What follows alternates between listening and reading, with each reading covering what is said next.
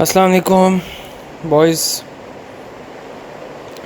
तो आज हम लोग कुछ और एग्जांपल्स करेंगे जो हम लास्ट टाइम मैकेनिकल सिस्टम पढ़ रहे थे। Transfer functions of mechanical system, mathematical modelling of mechanical system, right. तो पिछली जो हमने एग्जांपल की थी वो थी जब हमारे पास एक ही बॉडी होती थी। ओके, आज ये कुछ हैंड रिटन एग्जांपल्स हैं और ये 3BB के नाम से मेरा जो लेक्चर है उसके अंदर ये सेव है, आप वहाँ से देख सकते हैं। मैं वो एग्जांपल ही आपको करवा रहा हूँ। तो मैकेनिकल सिस्टम सॉल्व करते हुए सबसे पहले जो हमें काम करना पड़ता है वो है अपने सिस्टम की फ्री बॉडी डायग्राम बनाना। ओके, तो ये मेरे पास एक सिस्टम है, यहाँ पे मेरे पास दो मैसेज है M1 और M2। ओके, ये अब देखो बीच में ये दो स्प्रिंग्स हैं और ये डैम्पर है B1, इसी तरह यहाँ पर B2 भी डैम्पर है। और ये जो फोर्स है ना F आप देख सकते हैं F M1 के ऊपर लग रही है और ये राइट साइड पे इसको पुल किया जा रहा है। ओके, M1 डिस्टेंस ट्रैवल करेगा x1, M2 डिस्टेंस ट्रैवल करेगा x2, राइट। मतलब ये है कि M1 के साथ जो स्प्रिंग कांस्टेंट या डैम्पर या इनर्शिया होगा वो होगा K1 या जो भी उसकी वैल्यू है x1 B1 S into x1 या M1 S square into x1। I assume कि पिछला लेक्चर आपने ठीक से लिया है, उसकी प्रैक्टिस भी की है और आपको पता है कि जब मैं इनर्शिया की बात कर रहा हूँ तो that means M S square into distance travelled, इस केस में x1 है। अगर मैं स्प्रिंग कांस्टेंट की बात कर रहा हूँ तो K इंटू x1, और अगर मैं डैम्पर की बात कर रहा हूँ तो B into S into x1। I assume कि ये चीज़ आप लोगों को पता है पिछले लेक्चर में जिस हमने की थी। तो सबसे पहले इस M1 को देखो, इस M1 की मैं फ्री बॉडी डायग्राम बनाता हूँ, राइट। तो फोर्स इसकी राइट साइड पे लग रही है तो मैं एक एरो जो है ना फोर्स का वो राइट साइड पे लगा देता हूँ। बाकी इस फोर्स को जो अपोज कर रही हैं चीज़ें वो है, एक तो इसका इनर्शिया मैंने आपको बताया था पिछले लेक्चर में, आप हर बॉडी के साथ लगाएंगे। तो एक इनर्शिया और ये उलट साइड पे जिस डायरेक्शन में फोर्स होगी इसका एरो उसके ऑपोजिट डायरेक्शन में होगा। तो M1 S square into x1, distance इसका x1 था, देयरफॉर यहाँ पे x1 में लिखूँगा। और सिमिलरली आप देख सकते हैं कि ये है K1 और K1 किसी फिक्स्ड सपोर्ट के साथ अटैच्ड है। इसी तरह B1 भी किसी फिक्स्ड सपोर्ट के साथ अटैच्ड है, राइट। तो K1 इंटू x1 हो जाएगा जो कि इसको अपोज कर रहा है। At the same time B1 S into x1। Okay, तो ये सारे एरोस इसी डायरेक्शन में लेफ़्ट साइड पे ही। इसी तरह एक और भी यहाँ पे अपोज कर रहा है, इधर K2 है और इसका एरो भी लेफ़्ट साइड पे ही होगा। इसको उठा के बेशक आप यहाँ पे लिख दें, कोई इशू नहीं है। बात यह है कि ये जो एरो की डायरेक्शन है ना, इसका आपने ख्याल रखना है। जो फोर्स का एरो होगा वो अगर एक साइड पे आप लगाएंगे तो बाकी एरोस उसके ऑपोजिट साइड पे लगाएंगे। ओके, अब यहाँ पे जो K2 है इसको देखो, K1 किसी फिक्स सपोर्ट के साथ था, लेकिन ये जो K2 है ये किसी फिक्स सपोर्ट के साथ नहीं है। एक दूसरा मैस है M2, ये उसके साथ है। और M1 डिस्टेंस ट्रैवल कर रहा है x1, M2 डिस्टेंस ट्रैवल कर रहा है x2, राइट। तो यहाँ पर K2 इंटू जिस बॉडी के हिसाब से आप ले रहे हैं उसका डिस्टेंस पॉजिटिव और जो साथ कनेक्टेड है उसका नेगेटिव, यानी कि x1 माइनस x2। याद करो वो फर्स्ट लेक्चर, जो फर्स्ट तो नहीं, जो मैकेनिकल सिस्टम जब हमने बिल्कुल स्टार्ट किया था उस टाइम जब हम पढ़ रहे थे इसके बारे में, डिफॉर्मेशन के बारे में, तब हमने ये चीज़ पढ़ी थी। इसके आगे और भी एग्जांपल्स आती हैं। तो एनीवेज़ ये इस तरह से आपके पास ये फ्री बॉडी डायग्राम बन जाएगी। इसको एक दफ़ा पॉज करो, जो मैंने बातें बोली इसको एक दफ़ा दोबारा से सुनना शुरू करो। M1 को राइट साइड पे फोर्स एक्ट कर रही है और ये डिस्टेंस ट्रैवल कर रहा है x1, और इसको जो अपोज कर रहा है वो है स्प्रिंग K1 और B1 और K2। K1 और B1 फिक्स सपोर्ट के साथ अटैच्ड है, देयरफॉर इसके साथ सिर्फ K1 इंटू x1 और B1 S इंटू x1 आएगा, क्योंकि ये सिर्फ और सिर्फ x1 के साथ ही, मतलब इसके अंदर जो चेंज आ रहा है वो सिर्फ x1 आ रहा है। लेकिन जो K2 के अंदर चेंज आएगा वो x1 माइनस x2 आएगा, क्योंकि x2 भी हमारे पास ये फिक्स हमें, मतलब किसी रेफरेंस से हमें करना पड़ता है ना इसको। जिसे हमने पिछले लेक्चर में किया था। तो therefore K2 into x1 minus x2 करना है इसको। ओके, ये बन गई इसकी फ्री बॉडी डायग्राम M1 की। इसी तरह हम M2 की भी बनाएंगे, लेकिन उससे पहले हम ऐसे करते हैं, हम ज़रा इसकी इक्वेशंस बना लेते हैं।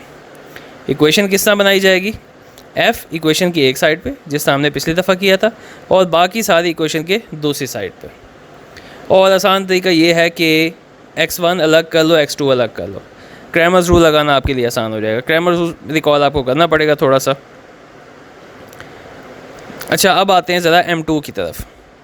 अब ज़रा M2 की फ्री बॉडी डायग्राम हम लोग बनाने लगे हैं। अब देखो ज़रा, M2 के ऊपर फोर्स एक्ट नहीं कर रही, राइट। फोर्स M1 पे एक्ट कर रही है, M2 पे एक्ट नहीं कर रही। देयरफॉर इसकी फ्री बॉडी डायग्राम में सारे के सारे जितने भी कंपोनेंट्स होंगे वो एक ही डायरेक्शन में होंगे।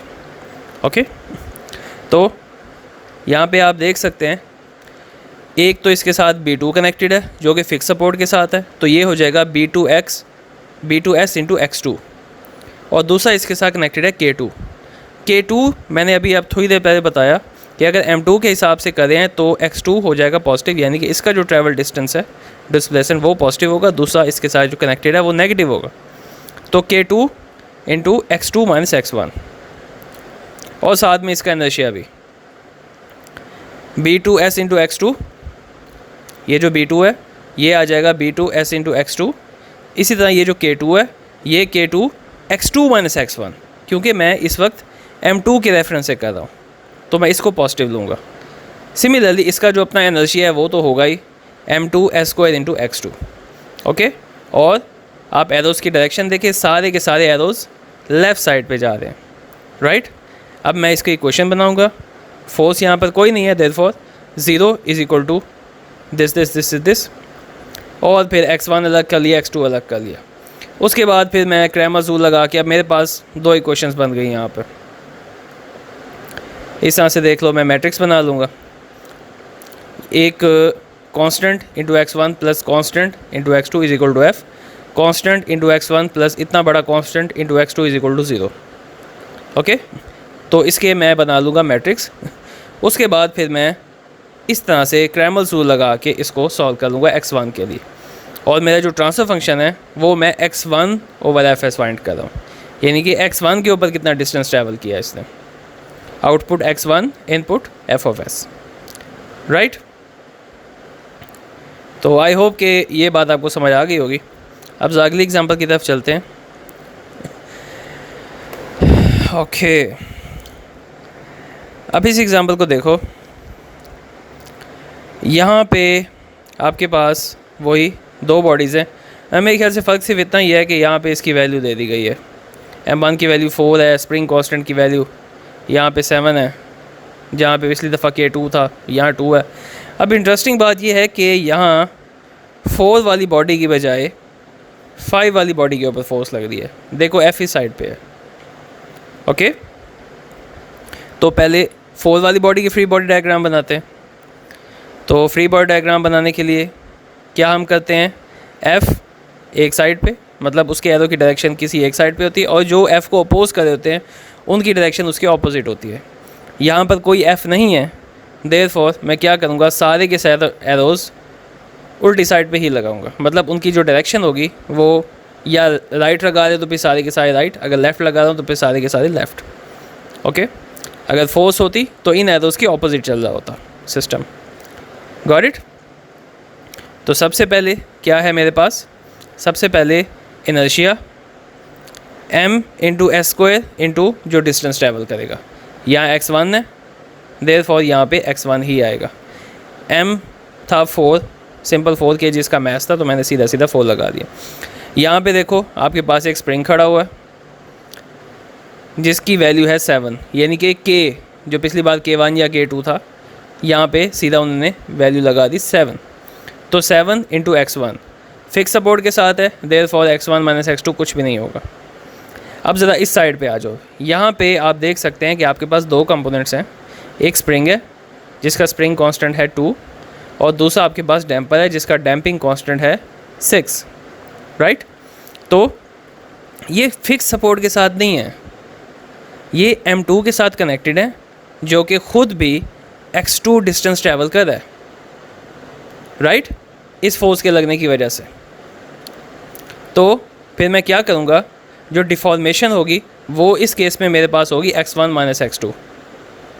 ओके, डिफॉर्मेशन क्या होगी, x1 माइनस x2। अगर मैं m2 के हिसाब से फ्री बॉडी डायग्राम बना रहा हूँ तो यहाँ पे मेरे पास डिफॉर्मेशन होगी x2 माइनस x1, राइट। तो क्या है, 2 इंटू x1 माइनस x2, ये हो गया स्प्रिंग के लिए। और डैम्पिंग के लिए आपको पता है साथ s आता है, 6s into x1 minus x2। एक दफ़ा रिपीट कर दूँ, मैस के लिए आपके पास s square into x1 into mass, damping के लिए s into deformation into damping constant, और स्प्रिंग कांस्टेंट के लिए सीधा deformation multiply by spring constant. Mass में s स्क्वायर आता है, डैम्पर में s आता है, और स्प्रिंग कांस्टेंट में कुछ नहीं आता, राइट। इसकी फ्री बॉडी डायग्राम बन गई। उसके बाद अगेन मैं इक्वेशन बना लूँगा, इज इक्वल टू 0 है, आपको बता चुके हैं। x1 अलग कर लूँगा, x2 अलग कर लूँगा, राइट।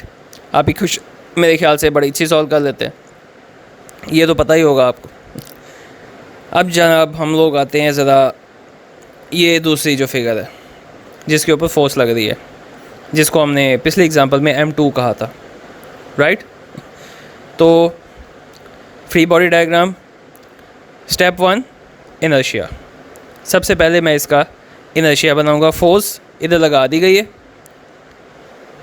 अच्छा, by the way, oh I am so sorry, ये जो है ना इधर मिस्टेक है, ये जो एरो की डायरेक्शन है 3x2 की, ये उलट है। यहाँ पे मैं आपको बता रहा हूँ, आप इसको प्लीज़ अभी से नोट कर लें। मेरे पास पता नहीं नोट्स पढ़े भी हैं नहीं पढ़े, ये वाले मैं नॉर्मली शॉर्ट में ही बना देता हूँ। बाद इसकी जो डायरेक्शन होगी ना ये उलट होगी, क्योंकि फोर्स अगर राइट साइड पे लग रही है तो बाकी जो सारी इसकी अपोजिंग फोर्सेस है ना वो लेफ़्ट साइड पे मैं उसके एरो बनाऊँगा। ओके, तो यहाँ सबसे पहले मैंने इनर्शिया लगाया 5s स्क्वायर इंटू x2, क्योंकि इसका मैस है 5, मैस कांस्टेंट होता है ना। तो उसके बाद फिर ये स्प्रिंग है और ये डैम्पर है। स्प्रिंग कांस्टेंट है 2 और इसकी डिफॉर्मेशन होगी x2 माइनस x1, क्योंकि मैं बॉडी 2 के हिसाब से कर रहा हूँ। तो 2x2 माइनस x1 और 6s into x2 minus x1। I hope ये बात आपको समझ में आ गई होगी, मैं बार बार इसको रिपीट कर रहा हूँ। और ये चूँकि फिक्स बॉडी के साथ है और ये स्प्रिंग है, देयरफॉर सिंपल 3x2। और अगेन एरो की डायरेक्शन मुझसे गलत लग गई, I am sorry.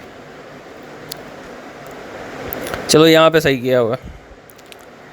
F equation की एक साइड पे, बाकी सारी की सारी इक्वेशन की दूसरी साइड पे। x1 अलग किया, x2 अलग किया। उसके बाद दोनों इक्वेशंस को इकट्ठा लिखा और फिर वही कहानियाँ, मैट्रिक्स बनाया। मैट्रिक्स सॉल्व करने के आप माशाल्लाह चीते होंगे, मुझे पता है इस बात का। और क्रैमर्स रूल के ज़रिए मैंने x2 फाइंड कर लिया, फिर x2 ओवर fs। fs यहाँ पे ऑलरेडी आ जाता है, f है ना, इसको f basically f into S है। आपको मैंने बताया था जब आप लैप्लास ट्रांसफॉर्म में लिखते हैं तो एक्चुअली s इसके साथ ही होता है। तो x2 ओवर fs यहाँ पे लिख दूँगा और फिर क्या होगा, ये मेरे पास ट्रांसफर फंक्शन आ जाएगा। तो आई होप ये समझ में आ गई होगी। अगर समझ में नहीं आए तो यूनिवर्सिटी आ जाना मेरे पास, मैं समझा दूँगा इंशाल्लाह। C4 में मैंने 3 कंप्यूटर से मैटलैब भी कर दिया है। अगर आप लोगों के पास कंप्यूटर में कोई प्रॉब्लम है घर पे, आप मैटलैब सॉल्व नहीं कर सकते तो आप यूनिवर्सिटी आ जाएं। कंप्यूटर लैब के सारे कंप्यूटर्स में मेरे ख्याल से हुआ हुआ है, अगर जमफर से पूछ के कन्फर्म कर दूंगा।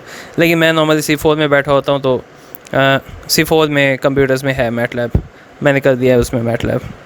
सब्जेक्टेड टू के भाई लाइट यूनिवर्सिटी में है या नहीं है, क्योंकि आज भी पूरे दिन लाइट नहीं थी, तो ये लाइट के इश्यूज़ हैं आपकी यूनिवर्सिटी में। अच्छा, अब हम वापस वही अपनी स्लाइड्स की तरफ आते हैं। PDF में खोल नहीं सकता क्योंकि वीडियो रिकॉर्ड करते हुए हैंग हो जाता है। ऐसे कितने मिनट हो गया? अभी 14 मिनट्स हुए हैं, अभी बहुत पढ़ना है भाई। फिट टू पेज करो।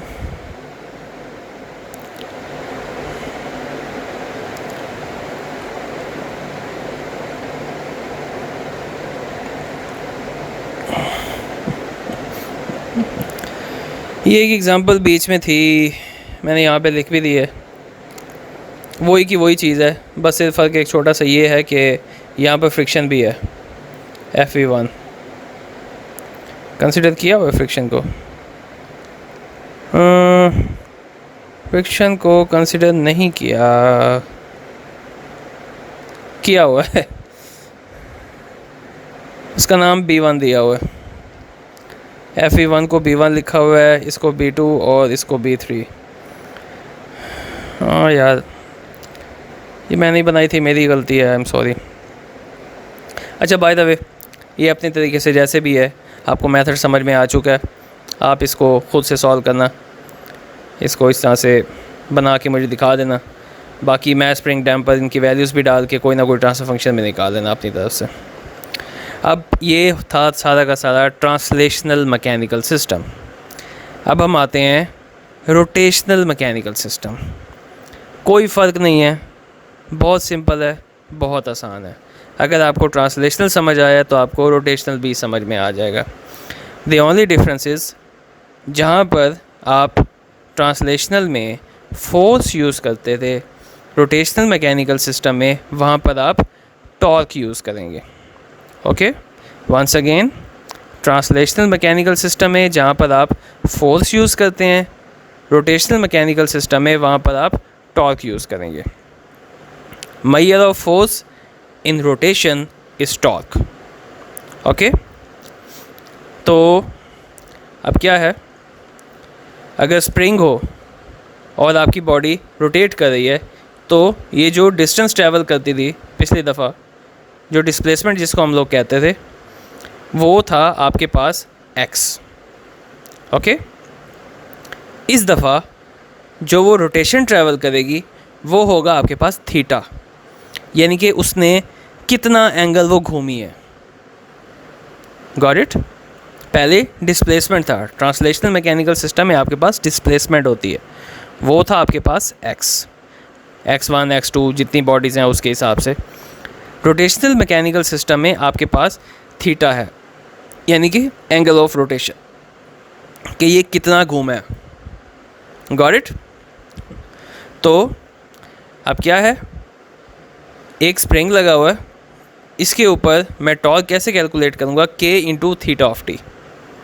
लास्ट टाइम क्या था, F is equal to k into x, लेकिन इस दफ़ा क्या है, torque is equal to k into theta T.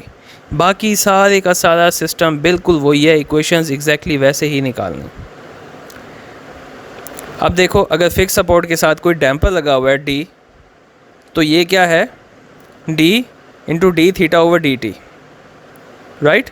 Same to same, कोई फ़र्क नहीं है, सिर्फ x की जगह पे थीटा है, और यहाँ पे जो आपके पास इम्पिडेंस आएगी वो आएगी D into S. Okay, I hope ये बात आपको क्लियर हो गई होगी। इसी तरह जो इनर्शिया है आपके पास, इनर्शिया पिछली दफ़ा आपके पास क्या था, ms², इस दफ़ा आपके पास होगा js², राइट? एक दफ़ा फिर मैं रिपीट कर देता हूँ कि last time translational mechanical system में आपके पास जो स्प्रिंग कांस्टेंट था वो तो सिंपल था k, डैम्पर कांस्टेंट था bs, इस दफ़ा मैं उसे कह रहा हूँ ds। कोई फ़र्क नहीं है, एज इट इज़ वैसे ही है, लेकिन याद रहे कि ये टॉर्क की इक्वेशंस हैं। और इसी तरह जो इनर्शिया था आपके पास, पहले था ms², इस दफ़ा मैं उसे कह दूंगा js²। ओके, एग्जांपल देखते हैं। डायरेक्ट सॉल्व की है, फ्री बॉडी डायग्राम नहीं बनी, लेकिन मैं एज्यूम करूँगा कि आप लोग फ्री बॉडी डायग्राम खुद बनाएंगे। तो पहली बॉडी है J1, दूसरी बॉडी है J2। J1 को क्या क्या चीज़ रोक रही है, टॉर्क J1 पे लग रहा है बाय द वे। ओके, तो इक्वेशन की एक साइड पे आ जाएगा टॉर्क। ये फ्री बॉडी डायग्राम अपने जहन में इमेजिन करें आप, यानी कि टॉर्क की जो डायरेक्शन है वो उसका एरो एक साइड पे लग गया। उसके बाद इसको अपोज क्या कर रहा है, J1 θ1 डबल डॉट, यानी कि J1 s² plus D1 into θ1 single dot, यानी कि D1 into S, plus K θ1 minus θ2, जिस तरह हम x1 माइनस x2 करते थे ना पिछले एग्जाम्पल में, वैसे ही यहाँ पे θ1 माइनस θ2 इज इक्वल टू टॉ। आप वही अपने तरीके से ही करें, एंड पे इक्वेशन आपके पास यही बनेगी। पिछली दफ़ा यही कर रहे थे कि हम डायरेक्ट लैप्लास में ही लिख रहे थे, तो आप इसे लैप्लास में ही लिख लें, कोई इशू नहीं है। समझ ना आए मेरे पास यूनिवर्सिटी में आ जाना, मैं क्लास में समझा दूँगा। अब ज़रा J2 की इक्वेशन देखते हैं। यहाँ पे कोई टॉर्क नहीं लग रहा और इसको 3 चीज़ें अपोज करी हैं। एक है इसका अपना इनर्शिया, दूसरा ये K जो स्प्रिंग है, और तीसरा डैम्पर D2। ओके, तो पहला जो है इनर्शिया वो तो सिंपल आ जाएगा J2 into θ2 double dot. Double dot का मतलब है 2 डेरिवेटिव, जिसको लैप्लास में आप s² बनाएंगे। सिमिलरली यहाँ पर D2 है और ये फिक्स सपोर्ट के साथ है, सो D2 इंटू θ2 सिंगल डॉट, यानी कि D2s इंटू θ2, सिंपल सी बात है। और K into θ2 minus θ1 is equal to 0। Laplace transform में कन्वर्ट करो, θ1 θ2 को वेरिएबल बनाओ और अपने मर्ज़ी से जैसे दिल करे सॉल्व करो। अब ये 3 बॉडीज़ हैं, ये मैं अब आप लोगों के ज़िम्मे ही लगाता हूँ, बल्कि आप खुद ही करो। ये बात वही है कि जब मैं D2 कराऊँगा तो फिर ये अगर J3 कराऊँगा और ये D2 का हिसाब से फाइंड करना चाहूँगा तो मैं θ3 माइनस θ2 करूँगा, और अगर मैं इधर J1 के हिसाब से करना चाहता हूँ, K के साथ करना चाहता हूँ θ1 माइनस θ2, जैसे भी है जो बॉडी आप ले रहे हैं उसके सारे आपके एंगल्स पॉजिटिव होंगे, बाकी एंगल्स नेगेटिव होंगे। खुद कोशिश करो, हो जाएगा। मैकेनिकल सिस्टम बहुत आसान है और इम्पोर्टेंट भी है। शायद मैं इसमें से ये मेरा फेवरेट क्वेश्चन भी हो सकता है। तो थैंक यू सो मच। मेरे ख्याल से आज के लिए इतना ही काफ़ी है। तो नेक्स्ट क्लास में इंशाल्लाह मैं आप लोगों को स्टार्ट कर दूँगा फर्स्ट ऑर्डर सिस्टम। बहुत इंटरेस्टिंग लेक्चर है, लेकिन आई एज्यूम कि आप इसकी प्रैक्टिस टिका के करेंगे। Thank you boys, see you then.